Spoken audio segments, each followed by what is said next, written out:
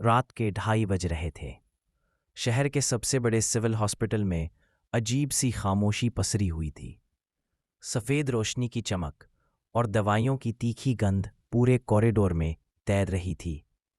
ICU के बाहर एक औरत फर्श पर बैठी थी, आंखें सूजी हुई, होंठ कांप रहे थे और हाथों में प्रार्थना की माला थी।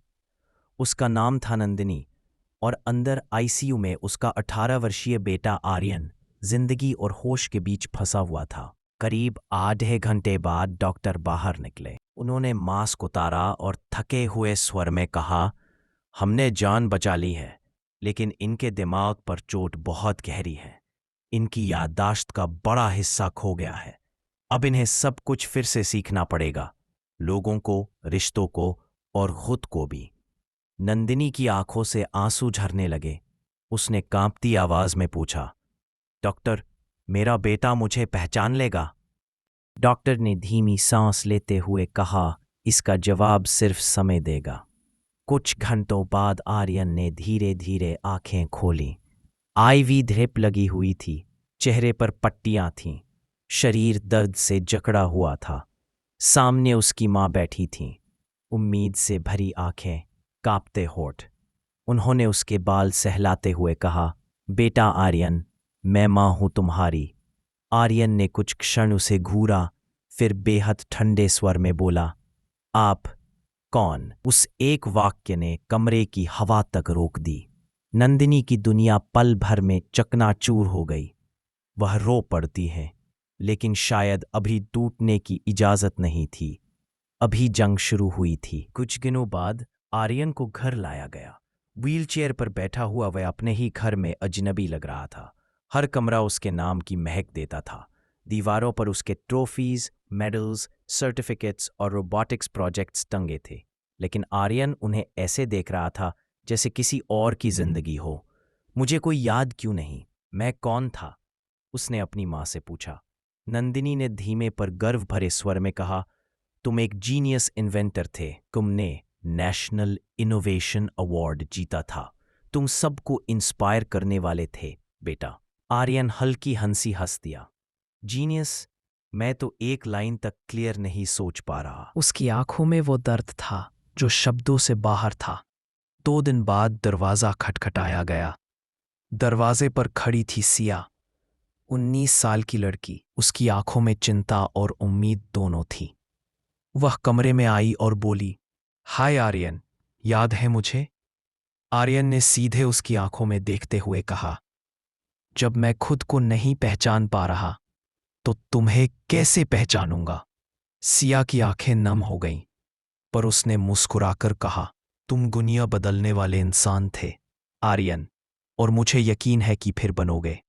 आर्यन ने थक कर कहा, सब कहते हैं मैं एक्स्ट्रॉर्डिनरी था, पर मैं तो अपने नाम तक श्योर नहीं। सिया ने उसे एक पुराना लैपटॉप दिया और एक वीडियो चलाया। स्कूल ऑडिटोरियम में बड़े पर्दे पर नाम चमक रहा था, winner Aryan Mehra, national innovation award. भीड़ खड़े होकर तालियां बजा रही थी और मंच पर आर्यन की आंखों में चमकती जीत थी। वीडियो खत्म होते ही आर्यन फुसफुसाया, मैं ये हूं। सिया ने सिर हिलाया, हाँ। पर अवार्ड के कुछ मिनट्स बाद एक्सीडेंट हुआ। सब बदला वहीं से। आर्यन के हाथ कांपने लगे। कौन सा एक्सीडेंट? सिया चुप रही। वह दर्द जो शब्दों में नहीं उतर सकता था। उस रात आर्यन जाग रहा था। वह मेज के नीचे पुरानी डायरीज और पेपर्स निकाल रहा था। उसे एक काली डायरी मिली। पहला पन्ना खोला। Project MRP, memory rebuild project. Memory is not what we remember, memory is what we feel. Aryan की आंखें फैल गईं। मैं मेमोरी पे रिसर्च कर रहा था। पीछे से आवाज आई, हाँ, तुम उन लोगों के लिए काम कर रहे थे जो अपने परिवार का नाम तक भूल चुके हैं। सिया दरवाजे पर खड़ी थी। उसकी आंखों में उम्मीद की चमक थी, पर भीतर पुराना दर्द धधक रहा था। अगले कई हफ्तों तक आर्यन दिन रात लैब में लगा रहा। वो छोटे छोटे सेंसर्स, चिप्स, सेंट कैप्सूल्स और माइक्रो स्पीकर्स जोड़ता जाता। दीवारों पर sticky notes, memory trigger equals smell plus sound plus light plus emotion. उसकी माँ उसे दरवाजे से देखती, आंखों में चमक और डर मिला हुआ। सिया उसके लिए चाय लाती, हर दिन उसे मुस्कान का सहारा देती। आखिरकार एक सिल्वर डिवाइस तैयार हुआ, मेमोरी ब्रिज 1.0 कंप्लीट। लिखते समय उसके हाथ कांप रहे थे। आधी रात को उसने डिवाइस एक्टिवेट किया।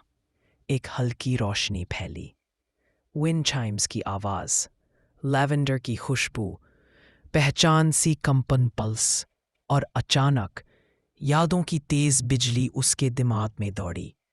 टूटी हुई ट्रॉफी की आवाज, स्टेज की तेज रोशनी, लोग चिल्लाते हुए दौड़ रहे हैं, कांच की तेज किरकिराहट, खून, सिया की चीख, एरियन। एरियन जमीन पर गिर पड़ा, छटपटाते हुए। सिया और उसकी माँ दौड़ी और उसे पकड़ लिया। कुछ पल बाद उसकी आंखें खुली।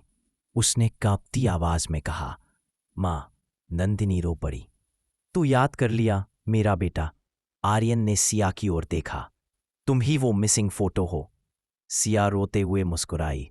तुम्हारे लास्ट हैप्पी मोमेंट की फोटो थी, इसलिए हमने फ्रेम खाली छोड़ा ताकि तुम एक दिन खुद वापस आ सको।